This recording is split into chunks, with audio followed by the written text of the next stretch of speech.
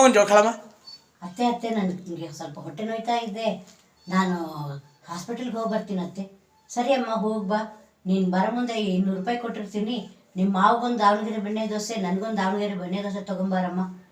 ಏನು ಕಣೆ ಪಾಪ, ಆ ಹುಡುಗಿ ಹೊಟ್ಟೆ ನೋವು ಆಸ್ಪತ್ರೆಗೆ ಹೋಗ್ತೀನಿ ಅಂತಾರೆ. ನೀನು ನೋಡಿದರೆ ದಾವಣಗೆರೆ ಬೆಣ್ಣೆ ದೋಸೆ ತೊಗೊಂಬಾ ಇರ್ತೀಯಲ್ಲ. ಪರವಾಗಿಲ್ಲ ಮಾವ, ಆನ್ ದ ವೇ ತೊಗೊಂಬರ್ತೀನಿ, ಬರೋ ಮುಂದೆ ತರ್ತೀನಿ. ತಡಿಯಮ್ಮ, ನಿಮ್ಮ ಅತ್ತೆನನ್ನ ಕರ್ಕೊಂಡು ಹೋಗು. ಬೇಡ ಮಾವ, ನಾನು ಒಬ್ಬಳೇ ಹೋಗ್ತೀನಿ. ನಾನು ಬರ್ತೀನಿ ತಡಿಯಮ್ಮ. ಇಲ್ಲ ಮಾವ, ನಮ್ಮ ಗೆಳತಿ ಇದ್ದಾಳಲ್ಲ ನಂದಿನಿ, ನಾನು ಕಾರ್ ತೊಗೊಂಬರ್ತೀನಿ, ನೀನು ಆ ಕ್ರಾಸ್ ಹತ್ರ ಬಾ ಅಂತ ಹೇಳಿದ್ದಾಳೆ. ಅದಕ್ಕೆ ನಾನು ಕಾರಲ್ಲಿ ಹೋಗ್ತೀನಿ ಹೇಳಿ ಮಾವ, ಏನು ತೊಂದರೆ ಇಲ್ಲ. ಸರಿ ಅಮ್ಮ, ಹುಷಾರು. ಅಲ್ಲನೇ ಆ ಹುಡುಗಿ ಹೊಟ್ಟೆ ನೋವು ಅಂತ ಹಾಸ್ಪಿಟಲ್ಗೆ ಹೋಗ್ತಿದ್ರೆ ನೀನು ನೋಡಿದ್ರೆ ಮಸಾಲೆ ದೋಸೆ ತೊಗೊಂಬ ಅಂತೀಯಲ್ಲ. ಇಲ್ಲ ರೀ, ಅವಳ ಫ್ರೆಂಡ್ ನಂದಿನಿ ಇವಳಿಗೆ ಫೋನ್ ಮಾಡಿದ್ಲು, ಬನಶಂಕರಿ ಕ್ರಾಸ್ನ ಹತ್ರ ದಾವಣಗೆರೆ ಬೆಣ್ಣೆ ದೋಸೆ ಸೂಪರಾಗಿ ಹಾಕ್ತಾರೆ ಕಣೆ, ಪೇಪರ್ ಇದ್ದಾಗಿರ್ತದೆ, ಜಗ್ಗಿ ಬೆಣ್ಣೆ ಇಟ್ಕೊಡ್ತಾರೆ, ಬಾ ಹೋಗಿ ತಿಂದು ಬರೋಣ ಅಂತಂದು ಕರೆದ್ಲು.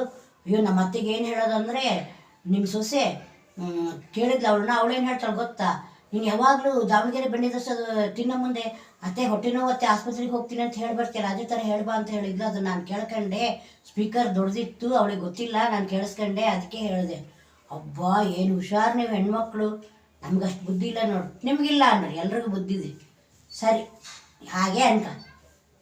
ಚೆನ್ನಾಗತ್ತಲ್ಲ ಜೋಕ್.